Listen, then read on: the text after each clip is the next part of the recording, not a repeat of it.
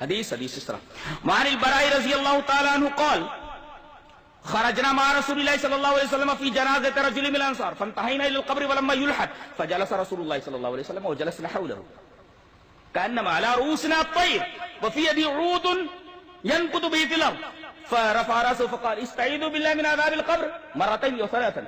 زاد في حديث جرير ها هنا وقال وإنه لا يسمع قرون عليهم إذا ولوا مدبرين حين يقال له يا هذا من ربك وما دينك ومن نبيك قال حناد قال وياتيه ملكان فيجلسانه فيقولان له من ربك فيقول ربي الله فيقولان له ما دينك فيقول ديني الإسلام فيقولان ما هذا الرجل الذي بعث فيكم قال فيقول هو رسول الله فيقولان وما يدريك فيقول قرأت کتاب اللہ فآمنت به وصدقت رواه ابو داؤد فی کتاب السنہ. ایک صفحے کی پوری روایت پوری امانت کے ساتھ پیش کر دی گئی. حضرت براء بن عازب فرماتے ہیں کہ ایک انصاری کا انتقال ہو گیا تھا تو ہم لوگ اس کے جنازے میں پہنچے.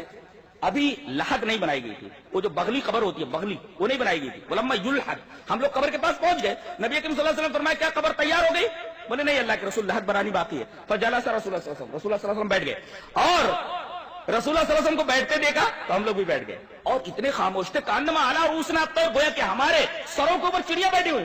آج آدمی قبرستان میں جاتا ہے موبائل سوئچ آف نہیں کرتا, وہاں بھی بات کرتے رہتا ہے. اتنا سنگدل اتنا بدماش ہو گیا ہے.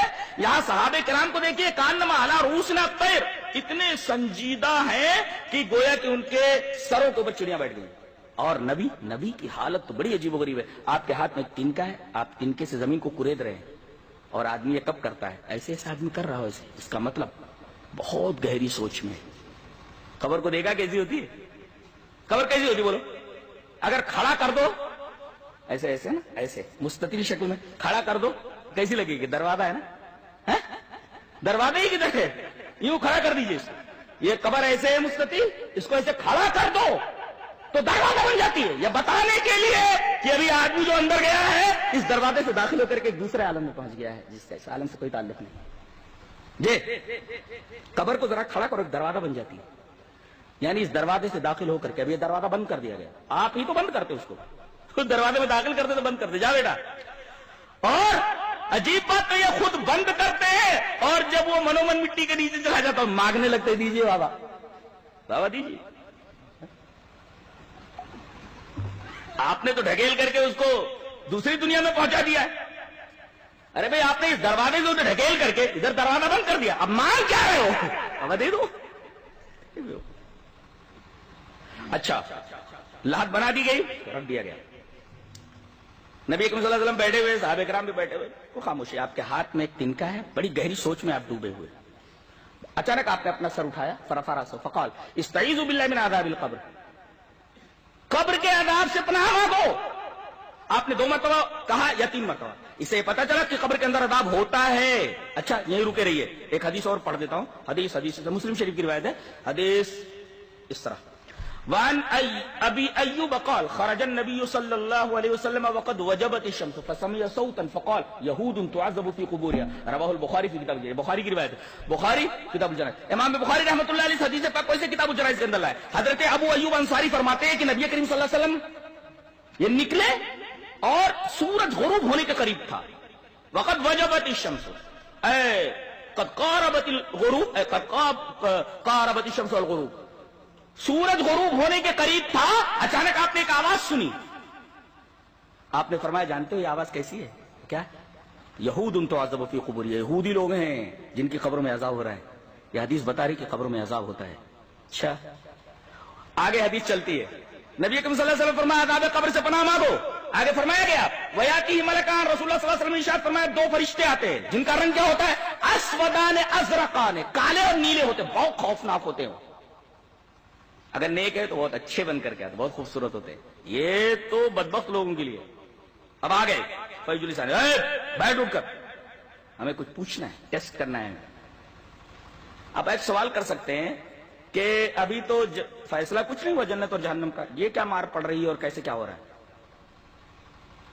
ایک بات یہ. دوسری بات یہ بتانی ہے کیا مسلسل عذاب ہوتا رہتا ہے؟ تمام حدیثوں کو جمع کرنے کے بعد یہ پتا چلتا ہے کہ آدمی کے اعمال کے اعتبار سے قبر کے اندر عذاب ہوتا ہے. جی کسی کو تھوڑا سا ٹیسٹ کر کے چھوڑ دیا جاتا ہے, پھر قیامت تک عذاب نہیں ہوتا. جیسا کہ حدیث ہے کہ ایک آدمی کو 100 کوڑے مار کر چھوڑ دیا جائے, جا اب قیامت تک تیرے اوپر عذاب ہونے والا نہیں ہے. اور کچھ لوگوں کو کچھ دیر تک عذاب ہوتا ہے, اور کچھ لوگوں کو تو مسلسل عذاب ہوتا رہتا ہے. وہ کہتے ہیں کہ اے اللہ قیامت تو جلدی لے آ. تو گویا کہ قبر کے اندر مختلف لوگوں کے ساتھ مختلف قسم کے عذابات ہوتے ہیں, مختلف قسم بتاؤ, سب کے لیے یکساں عذاب قبر نہیں ہے. برابر ہے, یہ بھی بات یاد رکھی ہے. اٹھاتے بیٹھ اٹھ کر, سویا پڑا ہے فیض جلسانی, بٹھاتے اس کو کر بیٹھ, ہمیں کچھ سوالات کرنے ہیں. پہلا سوال, من ربک, تیرا رب کون؟ ربی اللہ. اور اگر کافر ہے تو ہاں مجھے معلوم نہیں. یہاں تو پتہ ہی نہیں لگا کہ کس نے مجھے پیدا کیا, پتہ نہیں کن کن کو پوچھتا رہا, کن کن کے آستانوں کے سر پھوڑتا رہا. اب وہاں کیا جواب دے گا؟ اس نے تو اس کی پرستش ہی نہیں کی, اس نے آقا کو پہچانا ہی نہیں. کتنے بدبخت ہیں لوگ کہ پوری حیات گزر جاتی ہے, وہ اپنے حقیقی مالک اور خالق کو پہچان نہیں پاتے کہ کس نے ہم کو بھیجا, کس کام سے بھیجا. یہ کتنی بڑی بدبختی ہے انسان کی. فیجلسانی پوچھتے ہیں, فیقولان لہما ربک, فیقول ربی اللہ, اگر اچھا ہے. من نبیک, ما دینک, دین الاسلام. تیسرا سوال دیکھو بڑا پیارا ہے, ما هذا الرجل الذي بعث فيكم, یہ آدمی جو تمہارے درمیان بھیجا گیا تھا کیا ہے, کون ہے, نہیں ہے, کیا ہے. اب جواب دیا جا رہا ہے, وہ جواب ہوا رسول اللہ. کہتے ہیں کہ نبی کریم صلی اللہ علیہ وسلم کو قبر میں دکھایا جاتا ہے, مردہ نبی کو دیکھتا ہے. غلط بات ہے, اس لیے کہ جواب میں ہوا ہے, اور عربی کا ایک معمولی طالب علم جانتا ہے کہ ہوا کی ضمیر غائب کے لیے آتی ہے. سوال ہے ہاذا سے, جواب ذالکہ سے ہونا چاہیے, اس لیے کہ اس میں اشارہ قریب ہے اور ذالکہ اس میں اشارہ بعید ہے. جب کہا کہ یہ کیا ہے تو بولنا چاہیے ذالکہ فلاں, لیکن کہا جائے ہوا رسول اللہ, یعنی ضمیر غائب لائی جا رہی, اس کا مطلب نبی کریم صلی اللہ علیہ وسلم غائب رہتے, دکھائے نہیں جاتے. جواب دیکھو, ہوا رسول اللہ, نہ کہ ذالکہ رسول اللہ. اور اس کے بعد تینوں جوابات جب دے لیتا ہے, کہتے ہیں نم کنومت العروس, دلہن کی طرح سو جا. آپ دیکھتا رہتا ہے, اسے اس کا ٹھکانہ دکھا دیا جاتا ہے, جنت کی ہوائیں ہیں وغیرہ وغیرہ سب دکھا دیا. اور اگر بدبخت ہے تو دے مار, اور جیسے جیسے اس کے اعمال ہوتے ہیں اسی اعتبار سے اس کی دھلائی ہوتی ہے, اسی طریقے سے اس کی پٹائی ہوتی ہے. کسی کو کچھ عذاب دے کر کے چھوڑ دیا جاتا ہے, جیسا کہ ابھی میں نے بتایا کہ ایک حدیث کے اندر ہے. لہذا یہ کہنا کہ مسلسل عذاب ہے یا نہیں ہے, یہ سوال ہی سرے سے غلط ہے. یہ پوچھئے کہ عذاب کی کیفیت کیا ہے. بعض لوگوں کے ساتھ فوراً معاملہ طے ہو جاتا ہے قیامت تک, پھر ان کے اوپر عذاب نہیں ہوتا. بعض لوگوں پر مسلسل ہوتا ہے وغیرہ وغیرہ. تمام حدیثوں کو ملانے کے بعد یہ واضح ہوتا ہے.